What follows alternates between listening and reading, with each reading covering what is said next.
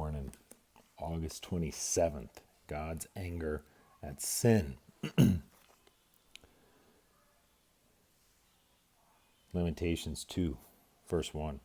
How the Lord has covered the daughter of Zion with a cloud in his anger. He cast down from heaven to the earth the beauty of Israel, and did not remember his footstool in the day of his anger. The Lord has swallowed up and has not pitied all the dwelling places of Jacob. He has thrown down in his wrath the strongholds of the daughter of Judah. He has brought them down to the ground. He has profaned the kingdom and its princes.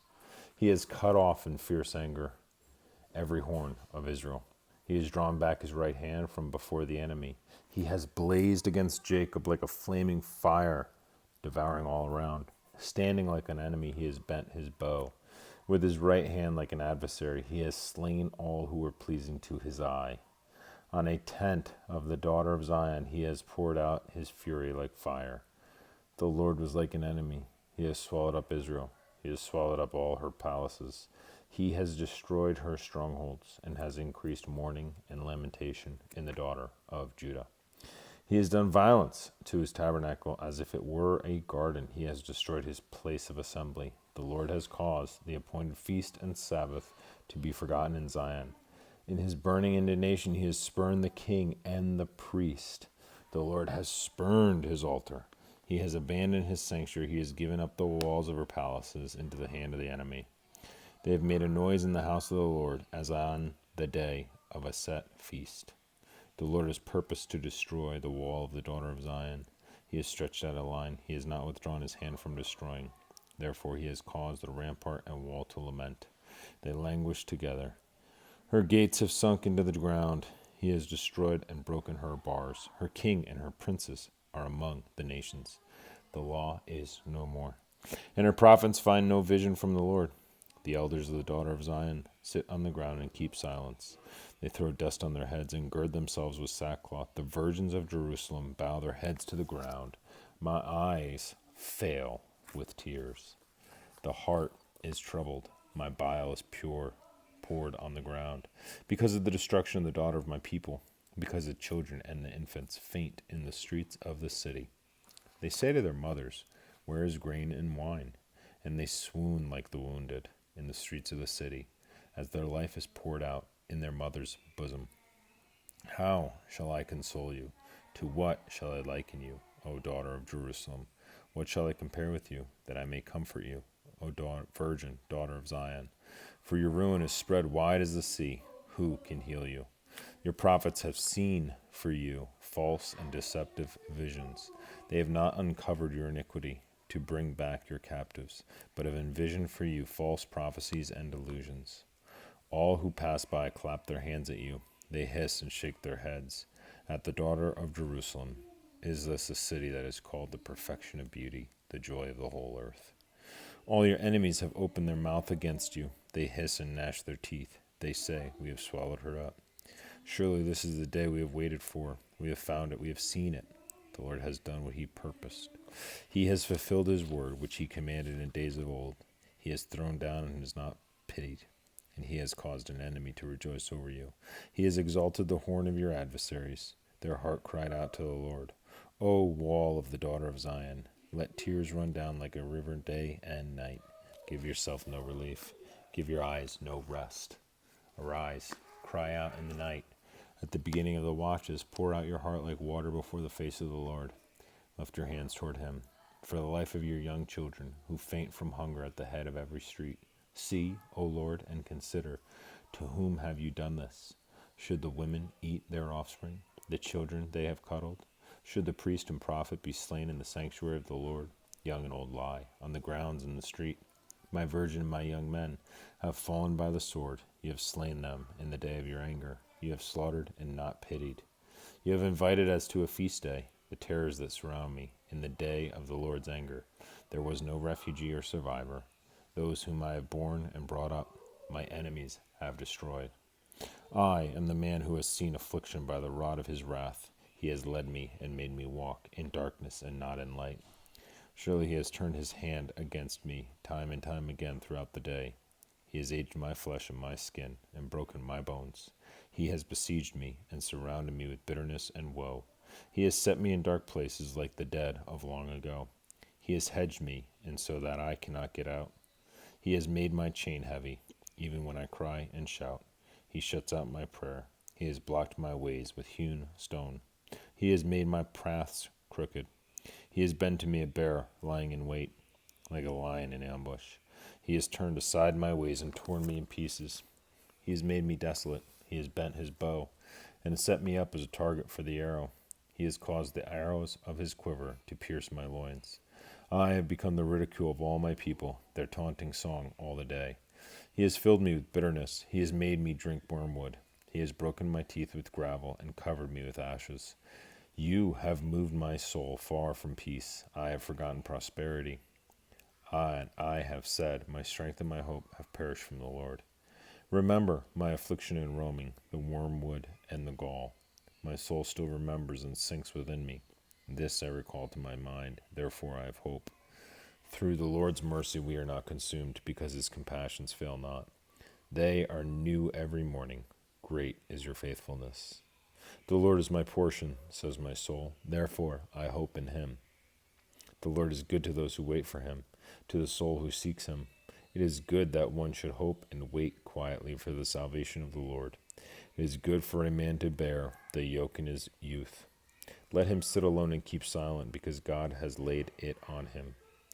Let him put his mouth in the dust. There may yet be hope. Let him give his cheek to the one who strikes him, and be full of reproach. For the Lord will not cast off forever, though he causes grief. Yet he will show compassion, according to the multitude of his mercies. For he does not afflict willingly, nor grieve the children of men.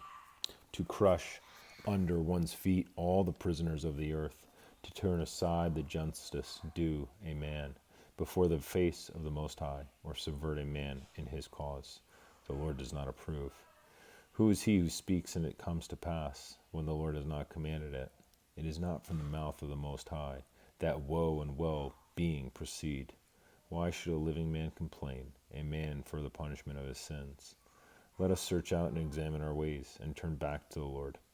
Let us lift our hearts and hands to God in heaven. We have transgressed and rebelled. You have not pardoned. You have covered yourself with anger and pursued us. You have slain and not pitied. You have covered yourself with a cloud, that prayer should not pass through. You have made us an offscouring and refuse in the midst of the peoples. All our enemies have opened their mouth against us. Fear and a snare have come upon us, desolation and destruction.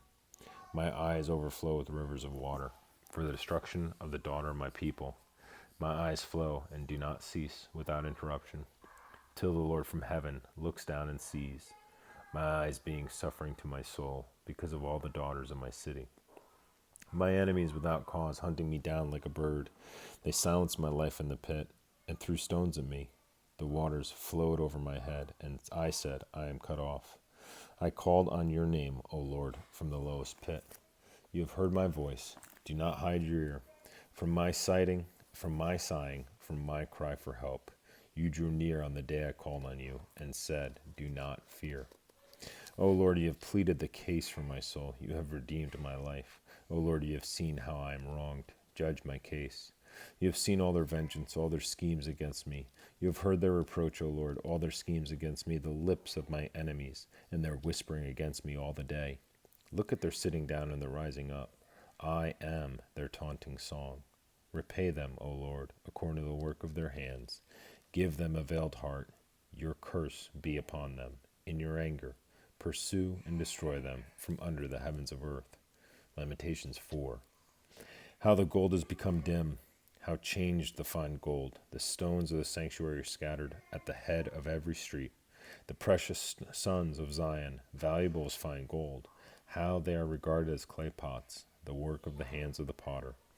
Even the jackal present their breasts to nurse their young, but the daughter of my people is cruel, like ostriches in the wilderness. The tongue of the infant clings to the roof of its mouth for thirst. The young children ask for bread, but no one breaks it for them. Those who ate delicacies are desolate in the streets. Those who were brought up in scarlet embrace ash heaps. The punishment of the iniquity of the daughter of my people is greater than the punishment of the sin of Sodom, which was overthrown in a moment. with no hand to help her.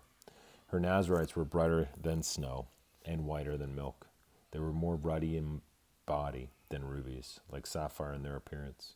Now their appearance is blacker than soot. They go unrecognized in the streets. Their skin clings to their bones. It has become as dry as wood. Those slain by the sword are better off than those who die of hunger, for these pine away, stricken for lack of the fruits of the field. The hands of the compassionate woman have cooked their own children. They became food for them in the destruction of the daughter of my people. The Lord has fulfilled his fury. He has poured out his fierce anger. He kindled a fire in Zion, and it has devoured its foundations.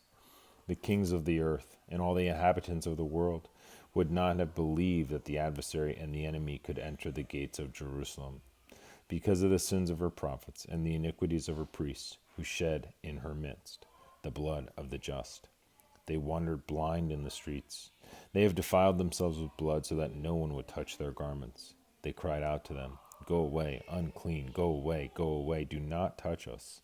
When they fled and wandered, those among the nations said, "They shall no longer dwell here."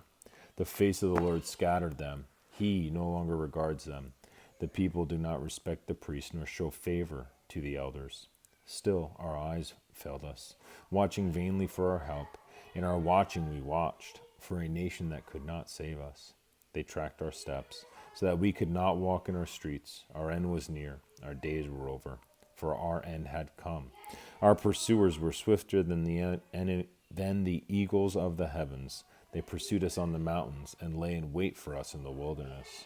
The breath of our nostrils, the appointed of the Lord, was caught in their pits, of whom we said, "Under his shadow we shall live among the nations." Rejoice and be glad, O daughter of Edom, you who dwell in the land of Uz. The cup shall also pass over to you, and you shall become drunk and make yourself naked. The punishment of your iniquity is accomplished, O daughter of Zion. He will no longer send you into captivity. He will punish your iniquity, O daughter of Edom. He will uncover your sins.